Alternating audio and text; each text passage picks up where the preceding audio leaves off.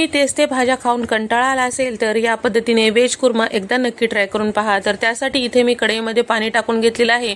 कपभर फ्लावरचे तुरे, मध्यम आकाराचा बटाटा आणि त्याचबरोबर मध्यम आकाराचे गाजराच्या फोडी इथे मी उकडून घेतलेला आहे।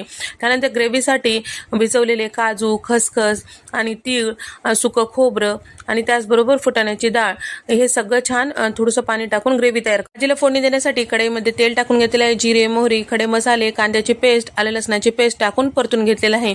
त्यानंतर टोमॅटोची प्युरी टाकून घेतलेली आहे। सगळं छान व्यवस्थित परतून घेतल्यानंतर पावडर मसाल्यामध्ये धने पावडर, भाजलेली जिऱ्याची पूड, बेडगी मिरची पावडर, साधं लाल तिखट आणि काळा मसाला, हळद टाकून घेतलेलं तयार करून घेतलेलं वाटण, चवीपुरतं मीठ टाकून थोडंसं पाणी टाकून हे सगळं वाटण व्यवस्थित तेल सुटेपर्यंत परतून घेतलेलं आहे। फ्रोझन मटर आणि उकडलेले सगळे भाज्या यामध्ये टाकून घेतलेले आहे। भरपूर असं लोणी टाकून घेतलं आहे, कोथिंबीर टाकून घेतलेलं, गरजेपुरतं पाणी टाकून घेतलेलं आहे। छान असं शिजून घ्यायचं, वरतून कोथिंबीर टाकायचं। तयार झालं व्हेज कुर्मा। डिटेलमध्ये रेसिपी